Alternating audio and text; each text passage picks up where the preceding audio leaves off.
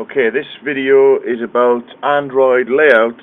I found them very confusing at the beginning and very hard to understand, and I'm sort of getting it now, so I thought I'd do some videos that might help other people understand some of the concepts. Not that I'm an expert, but if we look here, this is the layout I'm trying to reproduce, and what I feel the best way to learn Android GUIs is to be able to get to the point where you can take a Photoshop image like this and convert it into the relevant XML GUI in Android, which isn't too easy, but if you know a bit of HTML and you keep at it, you can do it. So if I want to recreate this, which is a sort of grid thing, this is how I would maybe go about it. So then you fire up Eclipse and you make a new XML empty document. So I'll make it empty.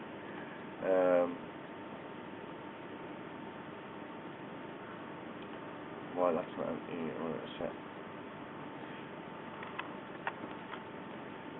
Right, so you've got your XML document. Now, because it's going to go, it's going to be like rows like that. I mean, I'm not an expert, but I start with a linear layout, a vertical one like this, so that we can achieve this thing, this row aspect, and then we can split it into two. So I will go linear layout, that's straight away, and then you want something which can represent these two things. So I would say probably another linear layout, but this time a horizontal one, because you can split that in two. If you drag that into that one,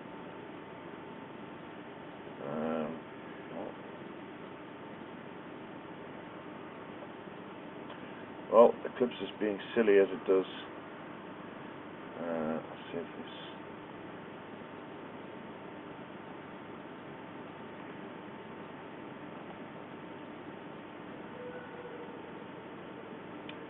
I have a lot of problems with Eclipse. You should be able to drag these in. Anyway, if you wanted to do it in, oh, maybe it's because it has no orientation. Let's have a look. Yeah, it should have an orientation. Ah, okay. Vertical. I mean, horizontal. So now we can add one to that. Nope. Anyway, you can do it in the XML. Take this, stick it inside, make it vertical.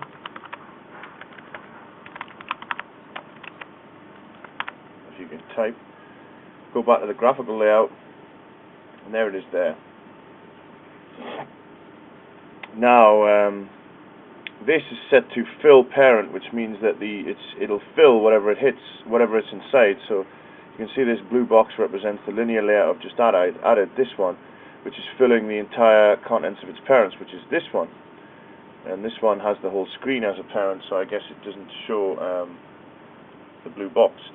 So now, how would I get the two grid effects that we wanted from there? Right, well, there could be image buttons. Well, they could be anything, but they look like candidates for image buttons. I'm not sure how we'd get this sort of grey area underneath this semi-transparent bit with the text on. Maybe we can worry about that in a minute. I think if we make a layout and then we put a relative layout in and assign it to the bottom, that'll do it. But I'm getting ahead of myself here. So now we try and recreate this, just one row of this with image buttons. So you go to image media here. Oh, get an incoming file. Thank you. So you go drag an image button into that linear layout and give it an image. At the moment we don't have the images because they're live off the web, so let's just pick anything that is square for now. Let's just say this.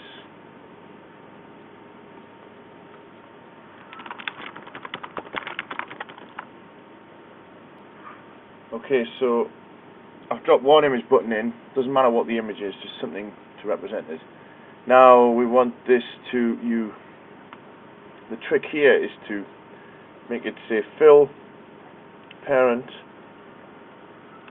which means it fills the entire box it's in. Then you give it a weight of 1, which doesn't do anything yet. But if you copy the same image button and you paste it again, so it's got exactly the same properties, then it shares half and half. So fill parent and layout weight 1 just mean take everything up but weight it with a certain value, and if they both have the same, then it becomes half. Now I've got these layouts mixed up, haven't I? That should be vertical and that should be horizontal. There they are. So that's one row of it done. Now, just to demonstrate what will happen here, using the same principle, if we go to fill parent and weight 1 for this linear layout here, so it's going to fill everything and have weight 1. This will do nothing, but if you duplicate the linear layout again, it'll do the same. It'll do the same as the buttons did. So make sure not to paste the linear layout into itself, otherwise what you see is what that happens, because it's got another linear layout, etc. So go to the parent linear layout and paste that one. Then you can see that we're starting to get this desired grid effect, and we can get rid of the borders and stuff later. So what I tend to do is do one row, make it work, and then duplicate it. But actually, the thing we're trying to create, these images come from the web, so I won't do that now. But now what I'm going to look at is how to produce the transparent thing at the bottom.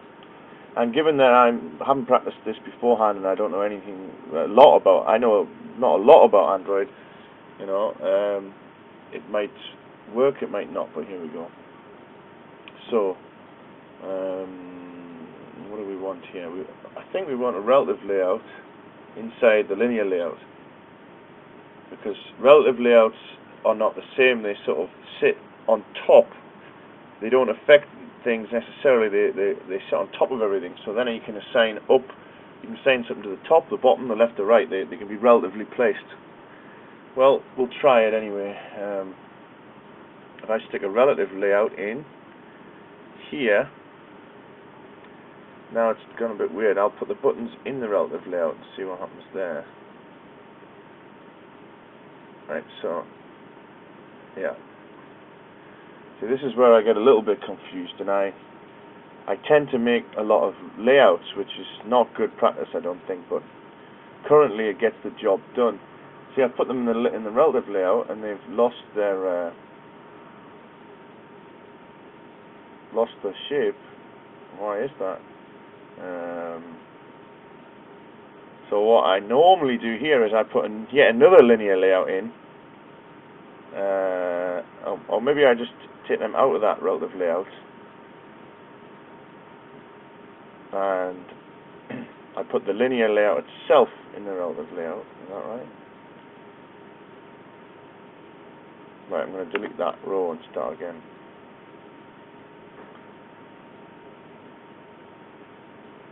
So, we want a relative layout up there, a linear layout in the relative layout, like that, and then another linear layout maybe? See, this is where it gets kind of complex, but once you get used to it, it's quite intuitive. That linear layout was that.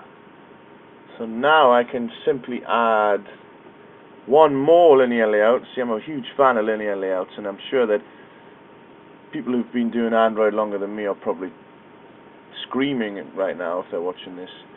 But this is a beginner's video just to really get the ideas anyway, so you know, I'm not going to claim to be perfect yet. I'm halfway through a book. I've done quite a few apps, but this GUI stuff personally is very frustrating for me. Right, so I've got this linear layout here, and the thing we're trying to do has sort of two text views and a box. So we can make the background of the linear layout a color later, but let's put a text view in and see what happens here. Right, we'll put a medium-sized text view. Right, and for now we'll change the text to black so we can actually And we'll change the background to a color so we can see that, right? So this is a hex value, so you can put a hash symbol. And then you can say red, green, blue, so you can say red on, green off, blue off. Right? That makes a blue background, a red background. Why is it like that behind the other button? Shouldn't be. Should it be? Yes, I guess it should.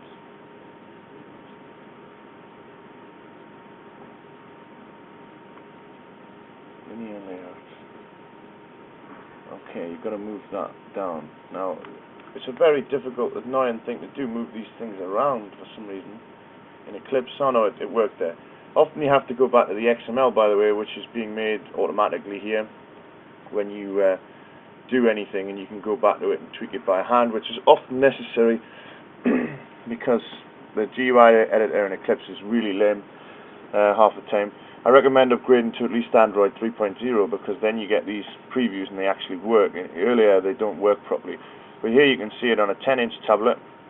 You can see it scaling. We can adjust the scaling types of the images later to make them fit. But for now at least you can roughly see that it'll work on any screen size. This is a small screen size. And I'll go back to Nexus 1, which is my device. But no, you can check it on a 7-inch tablet. I have an HTC Flyer, so that actually kind of represents it relatively nice. So the editor is good. I still want someone to make a decent drag and drop editor, though. Okay, right. So the linear layout, this one containing the medium text view, should be after the first layout. That's why it appeared to be underneath, because it was below it in the sort of Z order. Right. So how do we get this text view to look like this? So, well, first of all, let's put another text view in, just so we know we've got two there, which is what we want. There they are. And now we can say to this linear layout, because it's in a relative layout, we can assign it relatively, and these new options appear at the bottom here. And you can say layout align bottom. Oops. You should just be able to say true there. Layout align parent bottom there, true. Right, so what that'll do is it'll align this medium text with the bottom of its parent being the relative layout that holds all this, so that'll jump to the bottom, hopefully, and you have to click here to do it. And that worked spectacularly well, didn't it? Why did that not work? Oh, layout align parent top seems to be set, so get rid of that. Oh, it still doesn't work. Layout align parent left, get rid of that. Nope, still not happening. It should jump to the bottom. Or maybe I'm doing it on the wrong thing. You have to do it on the text views. Maybe. Nope. That should do it. Layout. Okay, that's the layout of the object, not the not the things inside it. So does that have to be a relative layout too? Yes, I think this should actually be a relative layout on its own, and probably the other one is doesn't need to be a relative layout at all. If you've watched this far and you're screaming at me, at least I've just noticed. So let's have a look. I click that. Alright. Now the things inside have the align bottom. Right, okay, so I'll get rid of that one, top. I'll change that. I'll keep left. And I'll put that to true. Now they jump to the bottom. Okay. Don't know where the other one's gone. Where's the other one gone? Well, delete that for now and see what happens. So, they're on top of each other, I think. That's the problem. So now we need two of these on top of each other. I'm getting layout crazy again, because the way I'm thinking about doing it is make a linear layout with the two text views in, and align it to the bottom, but I know that that's probably too many layouts. You want to minimize the amount of layouts, and this is only one row, so technically this is probably not at all what you should do. But again, this video is just a discussion of how to do these things, possibly, maybe. So then you would what? I don't think you need that relative layout at all, to be honest. So I'm going to take that out. Get rid of that. Get rid of that. This is all part of the learning curve. It really isn't that easy to do, personally, I don't think, although a lot of people seem to find it easier than me. Right, this should go in there. Oh. Should go after. Well, it's clear that I don't know what I'm doing, and I probably won't even upload this video. But I'm going to go back to what I had. Okay, the way I'm going to do it personally is I'm going to make another layout. And I know it's probably a foolish thing to do, but this is how it seems to be at the moment. I mean, the books don't even explain this. Right, so this will no longer be in a linear layout. It'll be two text views. And they'll be like that, which is what we want. And the linear layout itself we can now assign to the bottom. This is becoming a what not to do in Android design, GUI design, but at least it'll demonstrate some of the issues and the way it works. So now we want to put some text in, right? I'll just do the first one. So I'll go best of 2011, and then underneath I'll put April 2011. And now I'm going to get rid of the red backdrop because it looks kind of cool, but not right for now. And what we're going to do is give it the translucent background like this.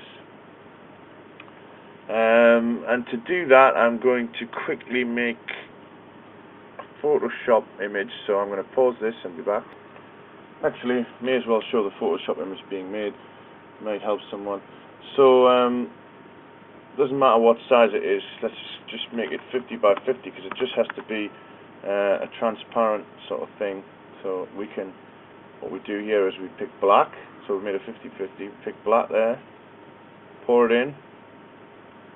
Just duplicate this layer so we can get rid of the stupid locked one. Turn it off. Change the opacity to 50. Right, that looks about right. Probably we can change it later. Now we go and we save that for the web. And we save it as 24-bit because 24-bit is what we need to preserve the transparency properly.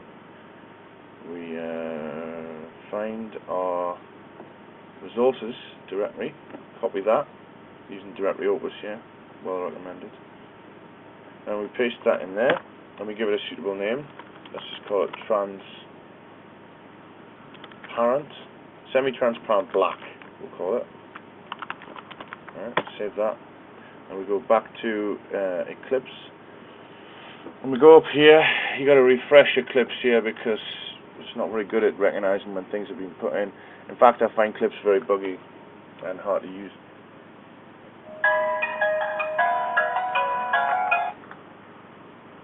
Okay, now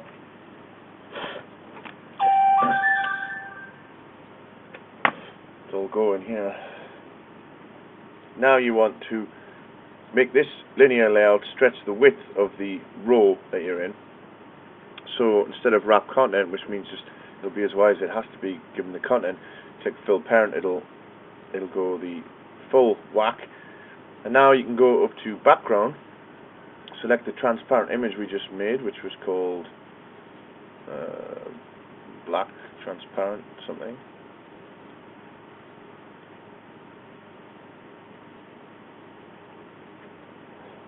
What was it called? What was it? That's a good indicator. Always name your variable names very sensibly and keep them consistent with everything else in the app, because sooner or later it'll bite you on the ass if you try to do anything cool and funky. Right, so now we have something that looks similar. What do we want to do now? We want to move the text in a little bit so it looks like that. We want the top one to be more white, possibly a bit bigger.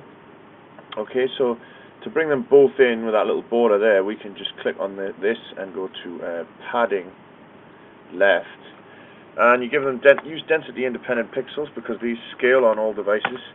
Although, DP, not that.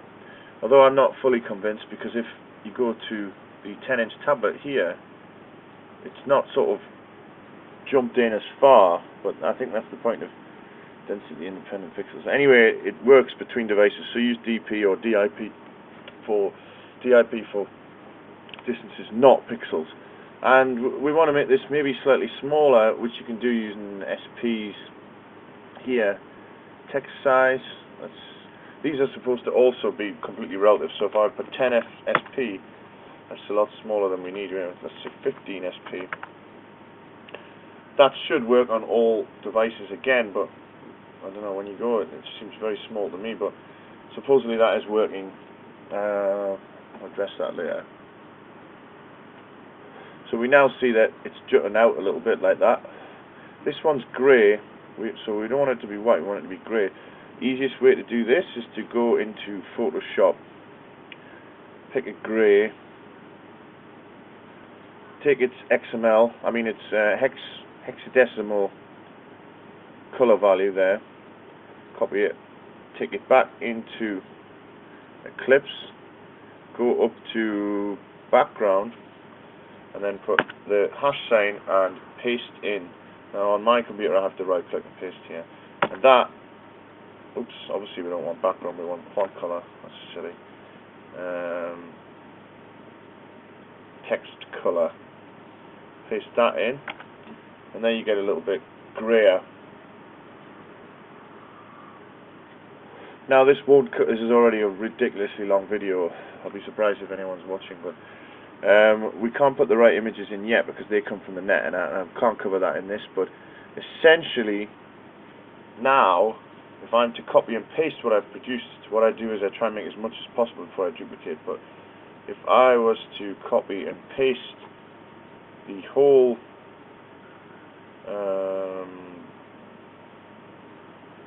should that even be a relative view? I don't think it should.